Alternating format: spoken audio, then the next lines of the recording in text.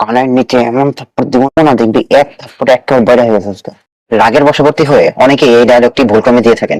জানার বিষয় হচ্ছে, কানের নিচে এক থাপ্পড়ে কি মানুষ বয়রা বা বধির হয়ে যেতে পারে? প্রশ্নটার উত্তরটি পাওয়ার জন্য আমাদেরকে প্রথমে বুঝতে হবে কানের গঠনটি কিরকম। কানের মূলত তিনটি অংশ।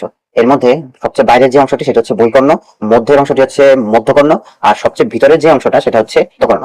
সো এই তিনটি অংশের সবচেয়ে বহিস্থ যে অংশটি অর্থাৎ বহিকর্ণ, তার মধ্যে আবার হচ্ছে তিনটি অংশ। এই তিনটি অংশ কি কি? প্রথমত হচ্ছে পিনা।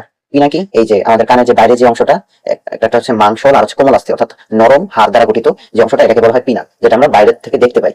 আর এরপরেই আমরা কটন বার দিয়ে যদি পরিষ্কার করতে যাই কান, তো যেই অংশটা দিয়ে কিছুটা একটু নলের মতো বা পাইপের মতো দেখতে, এই অংশটার নাম হচ্ছে কর্ণকুহর। এটা হচ্ছে বহিকর্ণের দ্বিতীয় অংশ। বুঝবেন, কানের তিনটি অংশের বহিকর্ণ, তার হচ্ছে তিনটি অংশ, সেই তিনটি অংশের দ্বিতীয় অংশটি হচ্ছে কর্ণকুহর।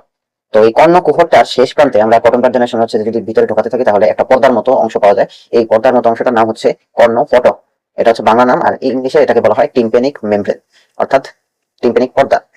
সো এই পর্দাটা হচ্ছে খুবই সেন্সিটিভ, খুবই সংবেদনশীল। সামান্য আওয়াজেরও যে কম্পনটা, শব্দ তরঙ্গ তো হচ্ছে এইভাবে বহমান থাকে, তো এই শব্দটা সে গ্রহণ করে, এই শব্দের তরঙ্গটাকে গ্রহণ করে সে কম্পন হিসেবে এটাকে মধ্যকর্ণে প্রেরণ করে। যেহেতু বহিকর্ণের শেষ অংশ হচ্ছে এই কর্ণপটক বা টিম্প্যানিক মেমব্রেন। এই পর্দাটা যেহেতু খুবই পাতলা আর হচ্ছে খুবই সংবেদনশীল, এর কারণে কেউ যদি কানের বাইরে থেকে খুব সজোরে থাপ্পড় দেয় বা খুব জোরে হচ্ছে যে আঘাত করে, তাহলে এই আঘাতের ফলে বায়ুচাপে এই কর্ণপটক অর্থাৎ এই কর্ণপটের ভিতরে এবং বাইরে যে অংশ দুটি, এই অংশের মধ্যে বাতাসের একটা হচ্ছে যে চাপের কম বেশি হয়ে যায়, একটা ভারসাম্যহীনতা তৈরি হয়। সেই ভারসাম্যহীনতার কারণে কানের পর্দা কিন্তু এই এক থাপ্পড়েই ফেটে যেতে পারে, আর এর কারণে মানুষ কিন্তু বধির হয়ে যেতে পারে।